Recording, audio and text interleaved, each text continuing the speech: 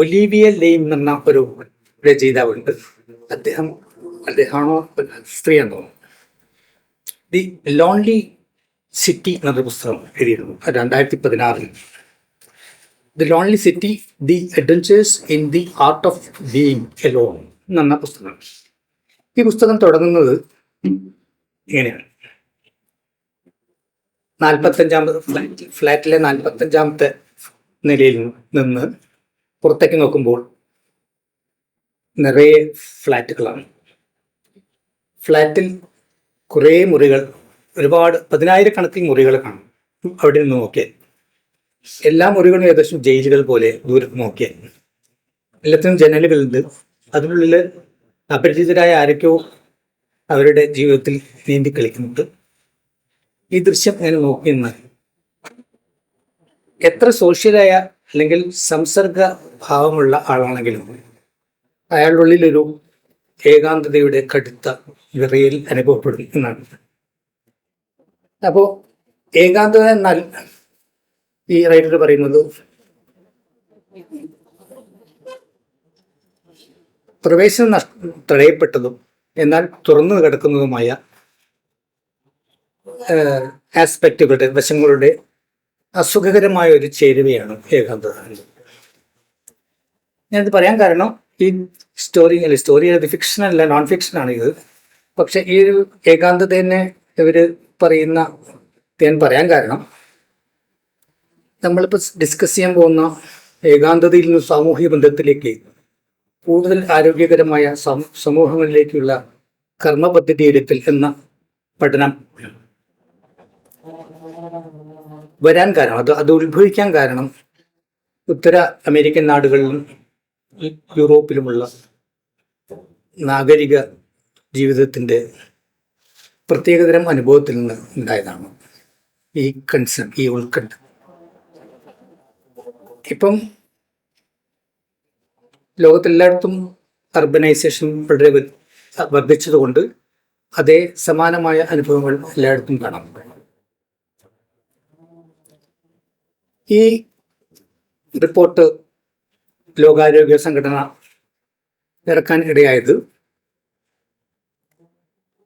ഈ അനുഭവത്തെ അഭിസംബോധന ചെയ്യുക എന്നുള്ള ഒരു ലക്ഷ്യം വെച്ചിട്ടായിരിക്കാം. ലോകാരോഗ്യ സംഘടന ആരോഗ്യത്തെ കാണുന്നത് രോഗമില്ലാത്ത അവസ്ഥ എന്ന രീതിയിലല്ല, മറിച്ച് ശാരീരികമായും മാനസികമായും സാമൂഹികമായും സുസ്ഥിതി എന്ന അർത്ഥത്തിലാണ് സുസ്ഥിതി എന്ന അർത്ഥത്തിലാണ്. ഈ നിർവചനം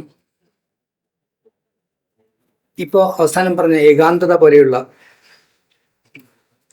സാമൂഹിക മാനത്തിൻ്റെ ഗുരുതരമായ സ്ഥിതിയെ കാണുന്നില്ല എന്നുള്ളത് കൊണ്ടാണ് ലോകാരോഗ്യ സംഘടനയുടെ തന്നെ ഭാഗമായ സാമൂഹ്യമാനത്തെ പഠിക്കുന്ന ഒരു വിഭാഗം ഈ റിപ്പോർട്ട് ഇപ്പോൾ തയ്യാറാക്കിയിട്ടുണ്ട്.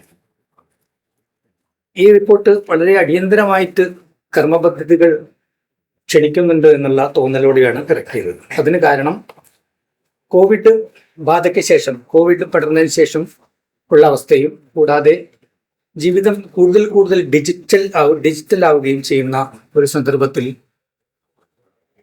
ഏകാന്തതയും കൂടുന്നുണ്ട്. അതുപോലെ തന്നെ സാമൂഹികമായ ഒറ്റപ്പെടലും കൂടുന്നുണ്ട്. അത് ആരോഗ്യത്തെ ആഗോളതലത്തിൽ ഹാനികരമായി ബാധിക്കുന്നുണ്ട്. അതിന് പരിഹാരം വേണം, അതിനൊരു പദ്ധതി വേണം, അതിനെക്കുറിച്ച് ആലോചിക്കണമെന്ന ഒരു പ്രത്യാശയോടുകൂടിയാണ് ഈ റിപ്പോർട്ട് അവർ ഇറക്കിയിട്ടുള്ളത്. അപ്പോൾ അവൻ ഒരു പ്രശ്നത്തെ കാണുന്നത് സാമൂഹിക ബന്ധം എന്ന അംബ്രലയിലാണ്. സാമൂഹികം എന്ന ബന്ധം എന്ന ഒരു ആശയത്തിൻ്റെ അകത്ത് നടക്കുന്ന കാര്യങ്ങളിൽ ആയിട്ടാണ് ഇതിനെ സങ്കല്പിച്ചിരിക്കുന്നത്. സാമൂഹിക ബന്ധത്തിൽ അടങ്ങിയിരിക്കുന്നത് ഈ സാമൂഹിക ബന്ധം നഷ്ടപ്പെട്ടു എന്നുള്ള വാസ്തവമാണ്. സാമൂഹിക ബന്ധം നഷ്ടപ്പെടുക, ഇപ്പം സാമൂഹ്യ വിസംബന്ധനം, സോഷ്യൽ ഡിസ്കണക്ഷൻ സംഭവിച്ചിരിക്കുന്നു. പഴയ പോലെയുള്ള സാമൂഹിക ബന്ധം മനുഷ്യർക്കില്ല. പകരം അവരുടെ ഈ സാമൂഹിക ബന്ധം അറ്റുപോയിരിക്കുന്നു. അതുകൊണ്ട് അവർ സാമൂഹികമായി ഒറ്റപ്പെടുന്നു. സാമൂഹ്യമായി ഒറ്റപ്പെടുന്നതുകൊണ്ട് അവർ ഏകാന്തത അനുഭവിക്കുന്നു. ഈ രണ്ട് കാര്യങ്ങളും വൈയക്തിക തലത്തിൽ എന്താണെന്ന് അല്ല ഇവരന്വേഷിക്കുന്നത്. പക്ഷേ ഈ കാര്യങ്ങൾ ആരോഗ്യത്തെ എങ്ങനെ ബാധിക്കുന്നു എന്നുള്ളതാണ്. 8,17,71,000 ആൾക്കാർ ഏകാന്തത കാരണം നേരത്തെ മരിച്ചിട്ടുണ്ടെന്നാണ് ഇവരുടെ കണക്ക്.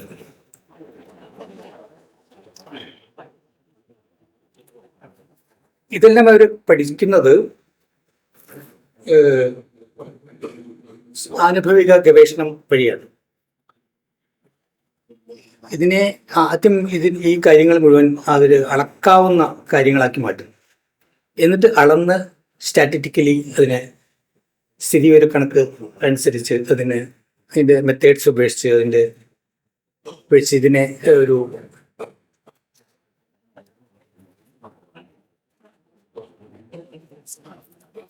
പ്രോബ്ലം തിരിച്ചറിയാൻ സഹായിക്കുന്ന വിധം അതിനെ റിപ്പോർട്ടാക്കി മാറ്റിയിരിക്കുകയാണ്. ഈ സാമൂഹിക ബന്ധത്തിൻ്റെ അകത്തുള്ള രണ്ട് കാര്യങ്ങളാണ്. ഒന്ന് സാമൂഹിക വിബന്ധനം, വിസംബന്ധനം, ഡിസ്കണക്ഷൻ, സോഷ്യൽ ഡിസ്കണക്ഷൻ, പിന്നെ ലോൺലിനെസ്, ഏകാന്തത.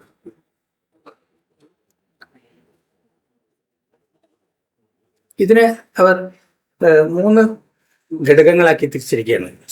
സാമൂഹിക വിസംബന്ധനത്തിനെയും ഏകാന്തതയും സാമൂഹിക ബന്ധത്തെ മൊത്തത്തിൽ 3 ഘടകങ്ങളാക്കി തിരിച്ചിരിക്കുകയാണ്. ഒന്ന് സ്ട്രക്ചറൽ, ഒന്ന് ഘടന സ്ട്രക്ചർ, മറ്റൊന്ന് ഫങ്ഷൻ ധർമ്മം, മറ്റൊന്ന് ക്വാളിറ്റി ഗുണം. ഈ സ്ട്രക്ചറിൽ വരുന്നത് എത്ര മാത്രം ഒരാൾ ബന്ധപ്പെടുന്നുണ്ട്, എത്രമാത്രം സാമൂഹികമായി ഒരാൾ ബന്ധപ്പെടുന്നത്, എത്ര എണ്ണം, എത്ര തവണ, അല്ലെങ്കിൽ അതിൻ്റെ സൈസ് എത്രയാണ്, ഇവർ താമസിക്കുന്ന വീട്ടിലെ ആൾക്കാരുടെ എണ്ണം വെച്ചിട്ടുള്ള സൈസ് എത്രയാണോ, ഇവർ ഒറ്റയ്ക്കാണോ അല്ലെങ്കിൽ ദമ്പതികൾ ചേർന്ന് ആയിട്ടാണോ എന്നുള്ളതൊക്കെയാണ് സ്ട്രക്ചർ ആയിട്ട് വരും. പിന്നുള്ളത് ധർമ്മം എന്ന് പറഞ്ഞാൽ അതിൻ്റെ ഒരു ആളുകൾ സഹായിക്കപ്പെടുന്നുണ്ടോ, ആൾക്കാർക്ക് ജീവിതത്തിൻ്റെ എവിടെയെങ്കിലും ഉപദേശം കിട്ടുന്നുണ്ടോ, ജോലി എന്ത് ചെയ്യണം, പഠിക്കാൻ എന്തെങ്കിലും അങ്ങനെയുള്ള ഉപദേശം കിട്ടുന്നുണ്ടോ എന്നുള്ള തുടങ്ങിയുള്ള കാര്യങ്ങളാണ് ധർമ്മം എന്നുള്ളത്. മൂന്നാമത്തെ ഗുണം, ആൾക്കാർക്ക് വിശ്വാസമുണ്ടോ, വിമർശിക്കപ്പെടുകയാണോ എന്ന് തുടങ്ങിയിട്ടുള്ള കാര്യങ്ങൾ. ഈ 3 ഘടകങ്ങളിലേക്കും ഈ 3 ഘടകങ്ങളിലേക്കും വ്യാപിപ്പിച്ചുകൊണ്ടുള്ള അല്ലെങ്കിൽ വ്യാപിച്ചു നിൽക്കുന്ന സാമൂഹിക ബന്ധം ഉണ്ടെങ്കിൽ അതിനെയാണ് അവർ വിളിക്കുന്നത് കണക്റ്റഡ്നെസ്, സോഷ്യൽ കണക്റ്റഡ്നെസ്, സാമൂഹിക സംബന്ധിത്വം. ഈ സോഷ്യൽ കണക്റ്റഡ്നെസ് ഉണ്ടായാലാണ് അതാണ് അടുത്ത അല്ലെങ്കിൽ ഇപ്പോഴുള്ളതിനേക്കാൾ കൂടുതൽ കുറച്ചുകൂടി ആരോഗ്യകരമായ ഒരു സമൂഹം ഉണ്ടാകുന്നതിൻ്റെ ഒരു ലക്ഷണമായിട്ട് ഒരു കരുതുന്നു. കൂടുതൽ ആരോഗ്യകരമായ സമൂഹം ഉണ്ടാവണമെങ്കിൽ ഈ സോഷ്യൽ കണക്റ്റഡ്നെസ്, അതായത് ഈ 3 മേഖലകളിലേക്ക് വ്യാപിച്ചു നിൽക്കുന്ന സാമൂഹ്യ ബന്ധം ഉണ്ടാവും. ഇത് വളരെ വൈകിപ്പോയി അറിയാൻ, എങ്കിലും നമ്മൾക്ക് ഇതിൻ്റെ പരിഹാരം വളരെ എളുപ്പമാണ്, കയ്യെത്താൻ ദൂരത്തുള്ളൂ. പിന്നെ കുറേ അതിൻ്റെ ഇൻഫ്രാസ്ട്രക്ചർ മുതൽ പിന്നെ പലതരത്തിലുള്ള കൂട്ടായ്മകൾ ഉണ്ടാക്കുകയും സ്ഥാപനങ്ങളിലൂടെയും എല്ലാവിധ സൗകര്യങ്ങളും ഉപയോഗിച്ചിട്ട് ഈ സാമൂഹിക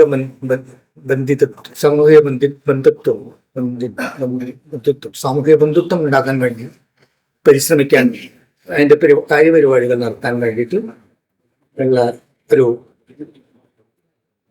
സ്ട്രക്ചറാണ് ഈ പഠനത്തിലുള്ളത്. ഇതിൻ്റെ ഉദ്ദേശം ഇത് സുസാധ്യമാണെന്ന് പറയുമെങ്കിലും അത് വളരെ വേഗമാണ്. മാത്രമല്ല ഇതിൻ്റെ ഒരു സ്വഭാവം തന്നെ ഗവൺമെന്റ് എന്നുള്ള ഒരു പഴയ നോഷൻ ഗവൺമെന്റിന്റെ പോലെയാണ്. അതായത് ആൾക്കാരെ നല്ല വഴിക്ക് നടത്തുക, ഗൈഡൻസ് കൊടുക്കുക, അവർക്ക് വേണ്ട കാര്യങ്ങൾ, അടിസ്ഥാന സൗകര്യങ്ങൾ കൊടുക്കുക തുടങ്ങിയിട്ടുള്ള സ്റ്റേറ്റ് ഉണ്ടാവുന്നതിന് മുമ്പേ സ്റ്റേറ്റിന്റെ ആദർശ രൂപം, ഇപ്പൊ കാണുന്ന സ്റ്റേറ്റ് അല്ല, സ്റ്റേറ്റിന്റെ ആദർശ രൂപം. അപ്പൊ ഇവര് സ്റ്റേറ്റിന്റെ അതേ മെത്തേഡ് തന്നെയാണ് ഫോളോ ചെയ്യുന്നത്. പിന്നെ മാത്രമല്ല, ഇതിനെ അപഗ്രഥിക്കണമെങ്കിൽ, അതായത് ഈ ലോകാരോഗ്യ സംഘടന ഇറക്കിയുള്ള റിപ്പോർട്ടിനെ അപഗ്രഥിക്കണമെങ്കിൽ, അതിൻ്റെ ഉള്ളിൽ നിന്ന് അപഗ്രഥിക്കുകയാണെങ്കിൽ അതിൽ ഉപയോഗിച്ചുകൊണ്ടിരിക്കുന്ന യുക്തീകരണത്തിന്റെ പുരോഗതി നോക്കുകയാണെങ്കിൽ അതിന് പുരോഗതി ഉണ്ട്. അതായത് അതിൻ്റെ യുക്തീകരണത്തിന്റെ കെണിയിൽ കുടുങ്ങുകയാണെങ്കിൽ അത് വളരെ വളരെ പോസിറ്റീവായിട്ടുള്ള, വളരെ അടിയന്തരമായി പ്രവർത്തിച്ചാൽ മാത്രം മതിയാവുന്ന ഒരു കാര്യമായി മാറും. അതിനു നമ്മൾ ഒരു കാര്യത്തെ പഠിക്കുമ്പോൾ അതിൻ്റെ ഉള്ളിൽ നിന്ന് മാത്രം പഠിച്ചാൽ നമ്മൾ കെണിയിൽ പെടുന്നതുകൊണ്ട് നമുക്ക് അതിൻ്റെ ചുറ്റുവട്ടത്തുള്ളതും അതിനോട് ചെറുതായിട്ട് മാറി നിൽക്കുന്നതോ സമാന്തരമായി സഞ്ചരിക്കുന്നതോ അല്ലെങ്കിൽ ചെറുതായി സംശയിക്കുന്നതോ ആയിട്ടുള്ള ഒരുപാട് ധാരകളെ നോക്കിയാലാണ് ഇതിൻ്റെ ഇതിനെ വേറെ രീതിയിൽ മനസ്സിലാക്കാൻ പറ്റും. വെറുതെ ഉദാഹരണം പറയാൻ അങ്ങനെ ക്ലെയിം ചെയ്യല്ല. ഇപ്പോൾ അലോപ്പതി അല്ലാത്ത ഹോമിയോപ്പതി, നാച്ചുറോപ്പതി, ആയുർവേദക്കാര്, അങ്ങനെ ഒരുപാട് എത്ര പ്രകൃതി ജീവിതം, ഇതൊക്കെ തന്നെ ഇവരുടെയൊക്കെ ലക്ഷ്യം ഈ സാമൂഹിക ബന്ധം ഉണ്ടാക്കാനും ലോകത്തിന് ക്ഷേമ വരുത്താനും ഭയങ്കര ആരോഗ്യം ഉണ്ടാവാനും അടുത്ത സമൂഹം ഗംഭീരമാവാനൊക്കെ തന്നെയാണ്.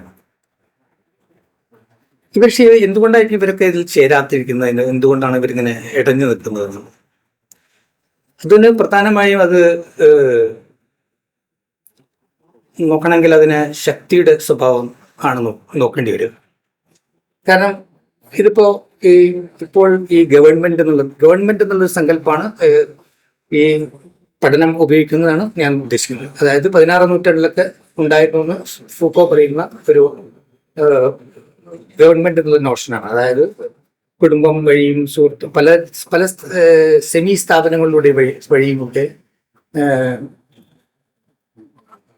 നേർമാർഗം കാണിക്കുക, സംരക്ഷിക്കുക എന്നൊക്കെ തന്നെയാണ്. മതം മരണാനന്തര ജീവിതത്തിൽ രക്ഷിക്കുമെങ്കിലും ഇവിടെ തന്നെ നിങ്ങളെ രക്ഷിക്കാമെന്നുള്ള ഒരു പ്രോഗ്രാം തന്നെയാണ് സ്റ്റേറ്റിന്റെയും ഈ ഏർലി ഗവൺമെന്റിന്റെയും. ഈ രണ്ട് പ്രോഗ്രാമും ഈ ഏർലി ഗവൺമെന്റിന്റെ പ്രോഗ്രാം പോലെയാണ് ഇതിന്റെ ഒരു വളരെ ഇതിൽ കൊയേഴ്സീവായി ഒന്നുമില്ല. പക്ഷെ കൊയേഴ്സീവ് അല്ലെങ്കിലും ആ ഒരു പ്രവർത്തിച്ചുകൊണ്ടിരുന്ന ലോകാരോഗ്യ സംഘടന ചെയ്തുകൊണ്ടിരുന്ന മാർഗത്തിൻ്റെതായ ഒരു ചരിത്രത്തിന്റെ കെണി അല്ലെങ്കിൽ അതിന്റെ പവർ, അത് ആധിപത്യം സ്ഥാപിച്ചുകൊണ്ടുള്ള പവർ, ചിലപ്പോൾ അത് നെഗറ്റീവ് പവർ ആണെന്ന് ഞാൻ പറയുന്നില്ല. അത് രക്ഷിതാക്കൾ കുട്ടികളോട് കാണിക്കുന്ന പവറായിരിക്കും, വളരെ നല്ല പവറായിരിക്കും. പക്ഷെ ആ പവറിന്റെ രൂപത്തോട് ആൾക്കാർക്ക് വിയോജിപ്പുണ്ടാവും. സാറിയില്ല, പവർ രണ്ടുപേരും ഒരേ ലക്ഷ്യത്തിലാണെങ്കിലും ആ പവർ വേണ്ട, ഞാൻ വേറെ പവർ, എൻ്റെ ശക്തീകരണം ഞാൻ വേറെ പവർ ഉപയോഗിച്ച് ചെയ്യാൻ, അങ്ങനെയുള്ള ഒരു ഈ ശാക്തീകരണത്തിന്റെ കാര്യത്തിലും ഇതിനെ വേറെ രീതിയിൽ നോക്കി കാണാൻ പറ്റും. ഈ സാമൂഹ്യ ബന്ധം എന്നുള്ള ഒരു എന്താണ് സാമൂഹ്യ ബന്ധം എന്നുള്ളത് നോക്കുന്നത് എങ്ങനെയാണ്? സാമൂഹ്യ ബന്ധം നോക്കിയാൽ വേറൊരു പിക്ചർ ആയിരിക്കും. സാമൂഹ്യ ബന്ധം എന്നുള്ളത് ഞാൻ വെറുതെ ഒരു ഇമേജറി വെച്ച് പറയുകയാണെങ്കിൽ, ഒരു കരയിൽ തിരയടിക്കുന്ന സമയത്തുള്ള കടലിൽ അതുപോലെയുള്ള ഒരു കാര്യമായിട്ടാണ് ഈ സാമൂഹ്യ ബന്ധത്തിന്റെ എങ്ങനെയെന്നുള്ളത്. അതായത് സാമൂഹ്യ ബന്ധത്തിൽ നിറയെ കർമ്മങ്ങളാണ്. ഒരാളൊരു കർമ്മം ചെയ്യുന്ന ഉടൻ തന്നെ വേറെ ആൾ കർമ്മം ചെയ്യും, അതിന് മുകളിൽ വേറെ ആൾ കർമ്മം ചെയ്യും. അപ്പോൾ ഒരു തിരേൻ്റെ മുകളിൽ വേറെ തിരപ്പുള്ള, അങ്ങനെ ഈ തിരകളുടെ ഇങ്ങനെ മറച്ചിലുകൾ പോലെയാണ് അത്. ആ സമയത്ത് എല്ലാ സമയത്തും കരയുടെ അടുത്തുള്ള കടൽ എപ്പോഴും അസന്തുലിതമായ ഒരു സ്ഥിതിയിലേക്ക് ഇങ്ങനെ സദാ മറിഞ്ഞുകൊണ്ടിരിക്കുന്ന കർമ്മങ്ങളുടെ വലിയൊരു കടലാണ് സാമൂഹിക ബന്ധം. എങ്ങനെ നോക്കുമ്പോൾ ഈ കർമ്മങ്ങളുടെ ആ മണ്ഡലത്തിൽ നടക്കുന്ന കാര്യങ്ങൾ ഈ ഏതൊക്കെയോ വ്യക്തികളുടെ കർമ്മങ്ങളാണല്ലോ. ഈ കർമ്മം ആര് ചെയ്തു എന്ന് പറഞ്ഞാൽ വ്യക്തികളായിരിക്കും. അപ്പൊ ഒരു വ്യക്തി തന്നെ ഈ കർമ്മം ചെയ്യാൻ വേണ്ടി എന്തൊക്കെ ചെയ്തിട്ടുണ്ടാവും എന്നുള്ളതാണ്. ഞാനിപ്പോൾ ഈ ഒരു കർമ്മം ഒരു ഫീൽഡിലേക്ക് അല്ലെങ്കിൽ ഒരു സാമൂഹ്യ ബന്ധത്തിന് പോകുമ്പോൾ എനിക്കൊരു താല്പര്യം ഉണ്ടാവും. ആ താല്പര്യത്തിനനുസരിച്ചുള്ള തന്ത്രങ്ങൾ ഞാൻ മെനയും. അതായത് ഞാൻ അങ്ങോട്ട് പോവുകയാണ്, അയാൾ എന്തായിരിക്കും പ്രതീക്ഷിക്കുന്നത് ഞാനിപ്പോഴേ പ്രതീക്ഷിക്കുന്നു. ആ പ്രതീക്ഷയോട് കൂടിയിട്ടാണ് ഞാൻ എൻ്റെ ഫുട്ബോൾ കളിയിൽ ഒരു വെട്ടിക്കൽ നടത്താൻ വേണ്ടിയിട്ടുള്ള പ്ലാനോട് കൂടി പോകും. അത് ഞാൻ എങ്ങനെയാണെന്നുള്ള അയാളും കരുതിയിട്ടുണ്ടാവും. അങ്ങനെയുള്ളൊരു ഒരു വിജയം നേടുക എന്നുള്ളൊരു ചെറിയ രീതിയിലെങ്കിലും അങ്ങനത്തെ കൊണ്ട് അല്ലാത്തതുകൊണ്ട് സഹായിക്കുക എന്നുള്ളത് ഉണ്ടാവും. എന്തായാലും ഈ തന്ത്രങ്ങളുടെയും ഒരു വലിയൊരു കുഴഞ്ഞുമറിച്ചിലിൻ്റെ ഒരു വലിയൊരു സാഗരമാണ് ഈ സാമൂഹിക ബന്ധം എങ്ങനെയെന്ന് നോക്കുമ്പോൾ. ഈ ഇത്രയും കോംപ്ലക്സ് ആയ സാധനത്തിന് ഈ റിപ്പോർട്ട് അഭിസംബോധന ചെയ്യുന്നില്ല. കാരണം അതിൻ്റെ ഒരു സ്ഥൂല മാതൃകയാണ്, ഇതൊരു സൂക്ഷ്മ മാതൃകയാണ്, അതൊരു സ്ഥൂല മാതൃകയാണ്. പക്ഷെ സ്ഥൂല മാതൃക വളരെ വളരെ അക്കോമഡേറ്റീവാണ്, വളരെ ഇൻക്ലൂസീവാണ്. എന്ത് തന്നെ നമ്മൾ സജസ്റ്റ് ചെയ്യാനും അതിലവർ തയ്യാറാണ് അതിനോട് സംസാരിക്കാൻ. സൂക്ഷ്മമല്ലാത്ത എന്തിനോട് ഒരു മാക്രോ പ്ലാൻ എന്നുള്ള നിലയ്ക്ക് ഇത് ഇപ്പോഴും വർക്കബിളാണ്. എന്തായാലും എപ്പോഴും നല്ല തീർച്ചയായും വർക്കബിളാണ്. നേരെ മറിച്ച് അതൊരിക്കലും ഒരു സൂക്ഷ്മമായ ലോകത്തിനെ അഡ്രസ് ചെയ്യുന്നില്ല. നേരത്തെ പറഞ്ഞപ്പോൾ ഈ വ്യക്തി ഈ സാമൂഹ്യ ബന്ധത്തിൽ ഏർപ്പെടുമ്പോൾ സ്വയം പ്രത്യേക രീതിയിൽ അല്ലെങ്കിൽ സ്വാതന്ത്ര്യം ഉപയോഗിച്ചിട്ട് ചെറുതായിട്ട് ശാക്തീകരിക്കുന്നു. ഈ ശാക്തീകരിക്കുന്നതിനെ നമുക്കൊരു വിഷയി എന്ന് വിളിക്കാമെങ്കിൽ, ഈ വിഷയെ ഉപയോഗിച്ചുകൊണ്ട് ഇതുപോലത്തെ ഈ ലക്ഷ്യം തന്നെ അല്ലെങ്കിൽ ഈ മാക്രോ ആയിട്ടുള്ള അല്ലെങ്കിൽ സ്ഥൂല മാതൃകയുടെ ഒരുപാട് ശൂന്യതകളിലേക്ക് പലതും സംഭാവന ചെയ്യാൻ പറ്റും. ഈ സാമൂഹ്യ ബന്ധത്തിന്റെ എല്ലാ പ്രശ്നങ്ങളും അല്ലെങ്കിൽ അതിന്റെ സമത്വത്തിന് വേണ്ടിയും അതിന്റെ അസന്തുലിതാവസ്ഥ നീക്കാനും അതിന്റെ കേടുകൾ തീർക്കാനും ഉദ്ദേശിച്ചിട്ടുള്ള വിഷയിത്വം ഉണ്ടാവുകയാണെങ്കിൽ, ഈ റിപ്പോർട്ടിൽ പറഞ്ഞ ഒരുപാട് കാണാത്ത കാര്യങ്ങളെ തിരിച്ചറിയാനും അതിനോട് പ്രതികരിക്കാനും അതിനോട് പരിഹരിക്കാൻ വേണ്ടി പ്രവർത്തിക്കാനും പറ്റും. ഈ വിഷയി ഇങ്ങനെ ആയിരിക്കണം എന്നുള്ളതാണ് മറ്റൊരു ആലോചനയ്ക്ക് സാധ്യത. ഈ സ്വാതന്ത്ര്യം ഉപയോഗിച്ചുള്ള ഈ സാമൂഹ്യ ബന്ധത്തിൽ ഏർപ്പെടുന്ന സ്വാതന്ത്ര്യം ഉപയോഗിച്ചുള്ള വ്യക്തി സ്വാതന്ത്ര്യം ഉപയോഗിച്ച് ഈ പ്രശ്നത്തെ സമീപിക്കുന്ന, സ്വാതന്ത്ര്യം ശക്തിയാക്കി മാറ്റി ഈ പ്രശ്നത്തിൽ ഇടപെടാൻ ചെല്ലുന്ന വിഷയികൾ ഈ പ്രശ്നത്തെ പൂർണ്ണമായി മനസ്സിലാക്കിയാൽ, ഈ ലോകത്തിലെ പ്രശ്നങ്ങളെ അതിൻ്റെ യാതനകളും അതിൻ്റെ വേദനകളും തിരിച്ചറിയുകയാണെങ്കിൽ, ഈ വ്യക്തി ഈ ഒരു വിഷയമല്ല, ഈ വിഷയം ഒരു വലിയൊരു കൂട്ടമാവാം, ഒരു കൂട്ടത്തിന്റെ വിഷയത്വമാവാം. ഈ ഒരു സ്വഭാവം, ഈ കൂട്ടത്തിന്റെ സ്വഭാവം ഇങ്ങനെ ഒരു ചുറ്റുമുള്ള യാതനകൾ തിരിച്ചറിയുന്ന ഒരു വിഷയത്വമാണെങ്കിൽ, ആ വിഷയത്വത്തെ സാക്ഷാത്കരിക്കാനുള്ള പ്രയത്നങ്ങൾ സൂക്ഷ്മതലത്തിൽ നടത്തുന്നതായിരിക്കും ഒരുപക്ഷെ ഇതിനേക്കാൾ വളരെ ഫലവത്തായ ഒരു സൊല്യൂഷൻ എന്ന് പറയുന്നത് തൽക്കാലം.